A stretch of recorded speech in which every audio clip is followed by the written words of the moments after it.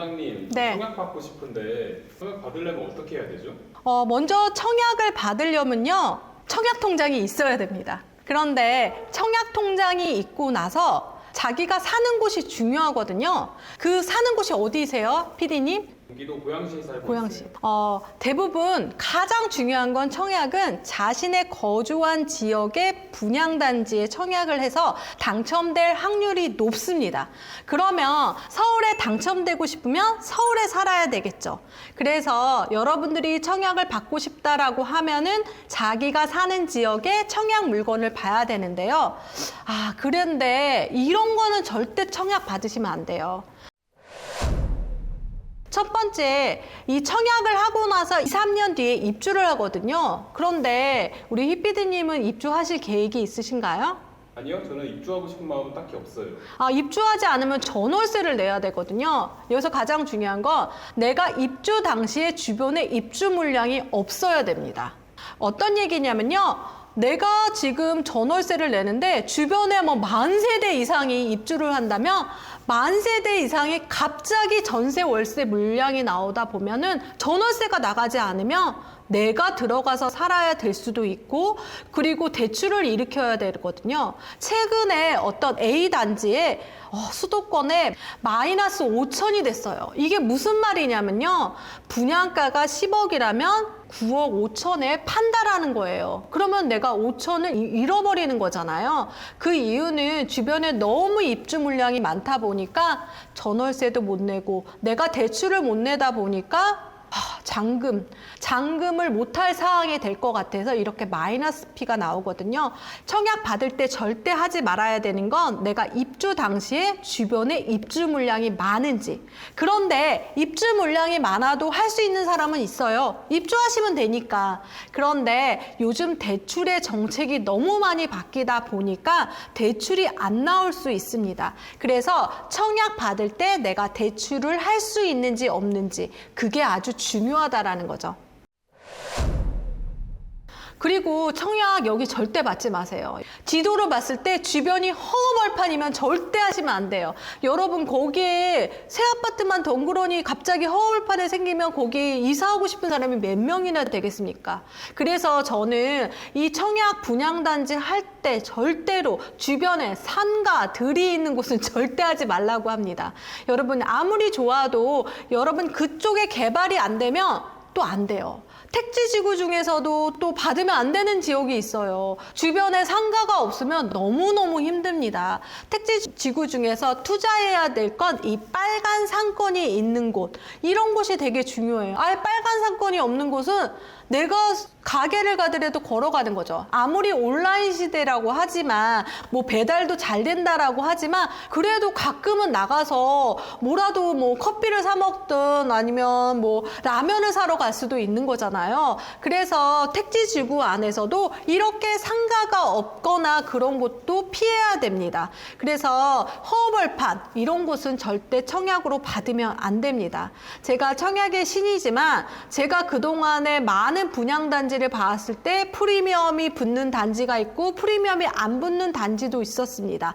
그 중에서도 정말 허벌판은 나중에는 마이너스 피 안 나오는 게 다행이다 라는 생각이 들 정도로 그런 곳은 피하셔야 됩니다. 돈이 없을수록 제가 청약을 하라고 하는데요. 정말 돈이 없다라고 하면 그 계약금밖에 없다라고 하면은요. 전매 제한이 있는 단지를 하시면 안 됩니다. 전매 제한이라는 건 뭐냐면요. 내가 입주하고 나서 팔아야 되는 거죠. 분양권 상태에서 못 파는 물건이 전매 제한이 있는 물건인데요.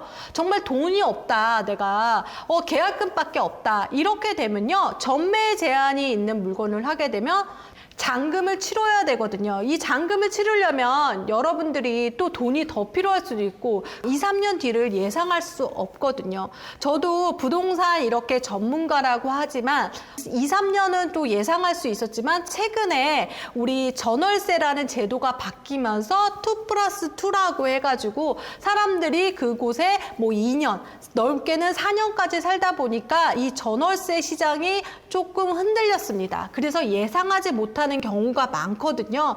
그래서 돈이 없다면 전매 제한이 없는 물건을 사는 것이 좋습니다. 최근 서울 같은 경우에는 과밀억제 권역 이후에는 1년 정도 전매가 되고요. 그리고 다른 지역은 6개월, 3개월 정도 전매 제한 기간이 지나서 분양권으로 매도할 수 있습니다.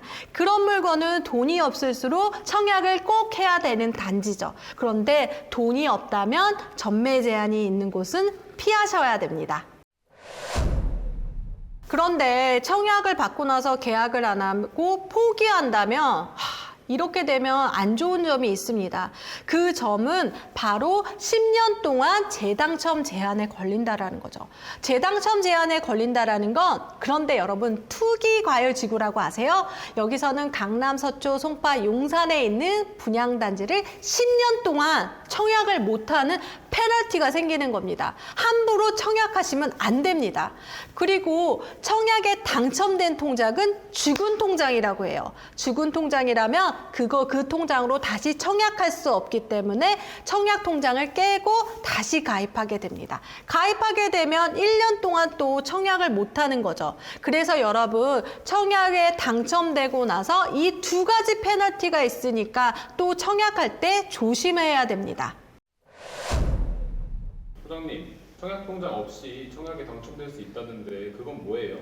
그것은 바로 무순위 청약인데요. 무순위 청약 함부로 하시면 안 돼요. 여기도 중요한 게 있습니다. 무순위 청약에서는요, 무순위라고 해서 아무나 누구나 대한민국에 사는 성년자라면 청약이 가능합니다. 청약 통장 없이 가능한 거죠. 그런데 여기서 중요한 게 있어요. 계약 취소분 주택 같은 경우에는 당첨이 되면요, 내가 당첨이 돼서 포기하면 재당첨 제한에 걸립니다. 아까 재당첨 제한 기억하시죠? 강남, 서초, 송파, 용산 거기에 10년 동안 청약을 못한다라는 겁니다. 계약 취소분 무순위는요 절대 조심해야 됩니다. 하지만 청약 통장 없이 청약에 당첨될 수 있으니까 무순위 청약이 나오면 여러분들이 그 소식 같은 경우에는 청약홈에 들어가서 청약하시면 됩니다. 하지만 계약 취소 무순위 청약은 꼭 조심하세요. 돈 되는 정보 받고 싶다고요? 더보기란 고정 댓글에 있는 링크를 따라오세요. 제가 돈 되는 정보 바로 보내드릴게요.